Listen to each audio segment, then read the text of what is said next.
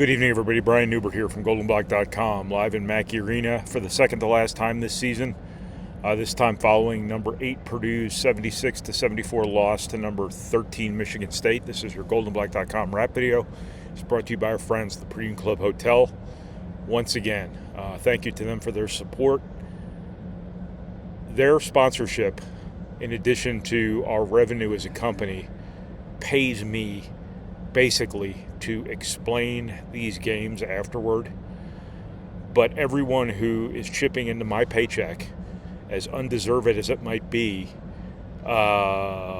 is not going to get their money's worth tonight, because while it is my job to explain these games, I got nothing for you here. After Purdue lost its 4th home game of the season, Purdue had most of its games, if not all of its games, of true consequence this season at home, where it has historically been so good, and it lost all of them. And there is, this fine line between, what looks like a really good season on paper, but when framed against expectation and stated goals, there is clearly disappointment involved in the outcomes of this season to this point. I don't think I need to point that out to people. People get mad at me for, harping on negative stuff sometimes, but it kind of is what it is. Purdue's lost 4 home games here. They fell out of the Big Ten race quite some time ago. You've had opportunity after opportunity here at home where you've historically been damn near unbeatable, and you faded in every game. Yes, against very, very good teams. That is true, but all games where, had you been better than you were, things might have turned out differently. Michigan might have been a different animal, but Iowa State, the second half was a complete undoing. The last 6 minutes of the Illinois game, Illinois was better than Purdue.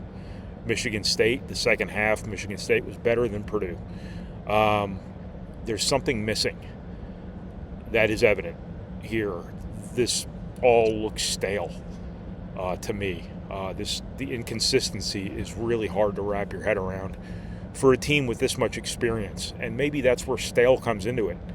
Is these are long careers. Nobody wants to hear this. I get it. Excuses, but I got to come up with something. I get paid by the word here, so this has been a very, very long career for these guys. Things get stale sometimes, and Purdue does not look like a team full of killers right now. That's not necessarily always Purdue's MO. Michigan State, it's their MO historically. Michigan State came in here as a traditional Michigan State team, super competitive, super physical, unafraid, and took it to Purdue and just won out in the end. And the story of the game, is Michigan State getting 19 points off Purdue turnovers. Purdue does not turn the ball over that much in this game. I got to stop saying in this game so much. Tonight, Purdue does not turn the ball over that much relative to its hopes and expectations, only 9 times, but Michigan State gets 19 points off those turnovers. Purdue's inconsistency taking care of the basketball, again, the turnover number is modest. But when you look at the live ball turnovers and just the carelessness of a few of them, Purdue's got to have better guard play than that. 4 of them off Braden Smith's hands. That does not count the 5-second violation on the inbound. That's a team turnover, and I wouldn't necessarily call that Braden Smith's fault anyway, but a couple of those turnovers were pick sixes, and they were not great decisions. And Omer Meyer comes in, freshman, turns the ball over a couple of times immediately upon coming in the game. Freshman. But Purdue's an experienced team, and the experienced guys need to be better taking care of the basketball in ways that don't hurt you the way they hurt you tonight. The inconsistency in that regard is surprising. The inconsistency defensively is jarring. Because you see Purdue at times be really good defensively when they're hooked up, when they're connected, when they're playing with energy, when they're on top of details. And then you see games like tonight where Michigan State's not a great offensive basketball team unless you help them. And the turnovers really help them. But Purdue's inability to keep Jeremy Fears out of the lane led to a lot of the cuts, a lot of the threes, and they only made 6 threes. So that they shot their average. This wasn't a situation where a team comes in and shoots way over its head. This was a matter of Purdue not being able to get stops in half-court defense against a team that's not a great half-court offense team, but then helping them, become a better offensive team than the sum of their parts by turning the ball over in ways that lead to points.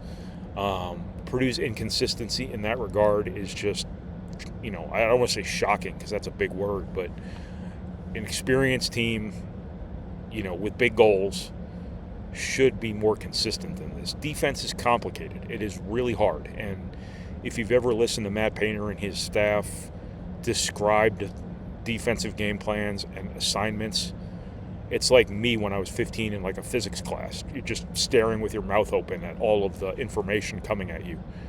Maybe it's too complicated sometimes. I don't know, but Purdue should be, better than this at this stage.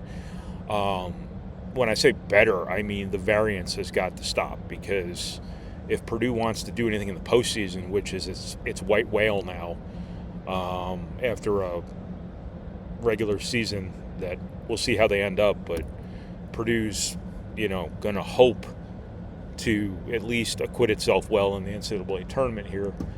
But all it takes is one of these games where you're just all over the map defensively, or you're throwing the ball all around the yard on offense and it's getting turned over and taken back for Cohen Card jumping over, the city of Lafayette to dunk.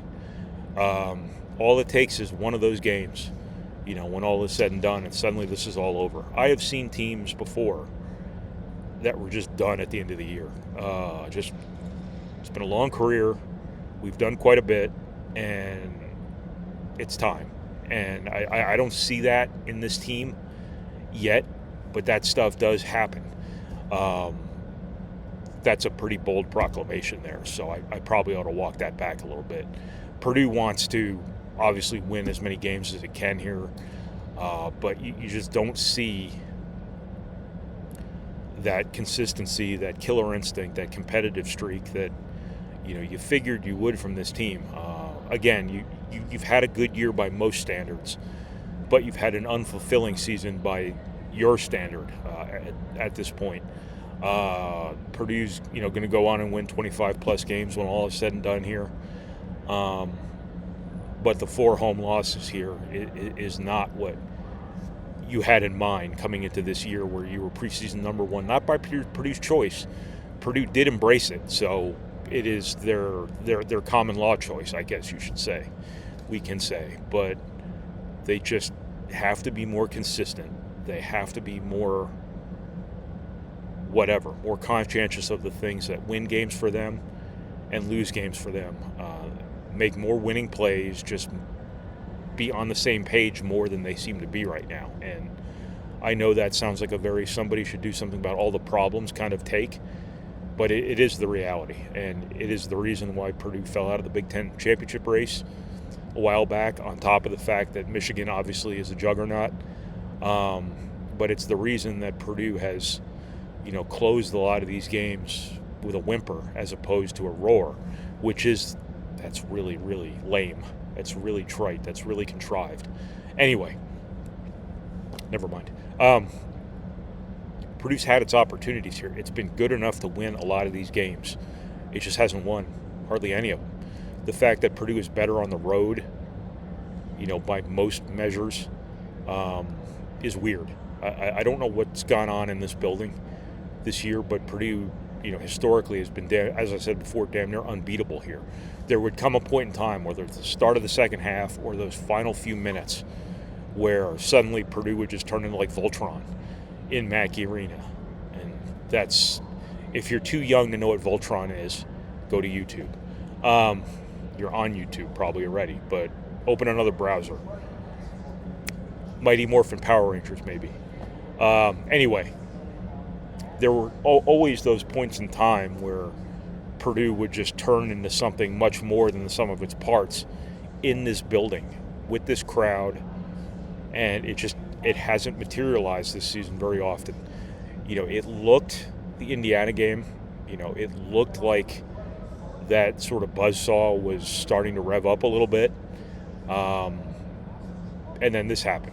Purdue started the game well enough here, and then Michigan State goes on a bit of a run, loose balls, mainly a 4-point play by a guy who's a 29% three-point shooter. Stuff like that. Starts a run, and all of a sudden it's a whole new ball game, and it comes down the last few minutes, and Purdue just can't stop. Again, a pretty pedestrian offensive basketball team that goes. Hang on, I'm working on it. That shoots 58% in the second half. Purdue. So Purdue out-rebounds Michigan State, which is a chore unto itself. Purdue shoots 49% overall. Purdue shoots 12 of 25 from three. That's 48%. And loses on its home floor. And it's just kind of hard to wrap your head around. But it's the inconsistency of the turnovers. And again, it's not the volume, but it's the optics. It's some of the really difficult passes that were attempted that ended up being turned over. It's the defensive consistency or lack thereof, and it just adds up to a team that's just not as good as it should be in games like this, in a place where it should be its best. So, as I said before, disappointing is a big word. Unfulfilling is an appropriate one for the nature, I think, to this point of Purdue's season. Lots of basketball left to be played. I keep saying that.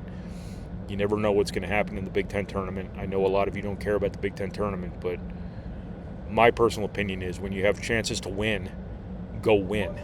The NCAA tournament obviously is yet to be played, all about matchups, all about, getting hot at the right time.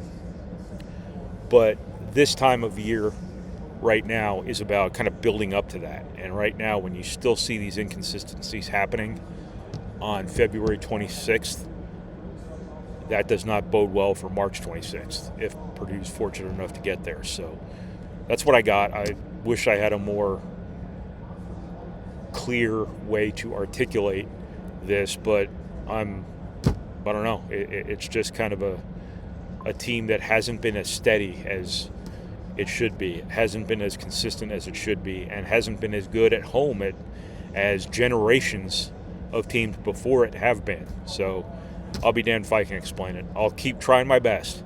I promise you that. But in the moment here, I don't have a lot for you. So unfulfilling is a good way to describe this video. Also a good way to describe Purdue's season to date. So that's what I got from Mackey Arena. This is Brian Newbert from GoldandBlack.com. Thank you for watching. Thank you for reading. Thank you for listening. Thank you for processing our materials, however unfulfilling those materials might be. And thank you once again to the Purdue Union Club Hotel for your support. As always, we appreciate it. And one more time, guys, Facebook, ignore it. It's crap. Please, please, please do not share, do not click, do not even acknowledge anything about Purdue basketball you see on Facebook. So thank you. The world would be a better place if everyone just ignores it. So that's what I got. Thanks, everybody.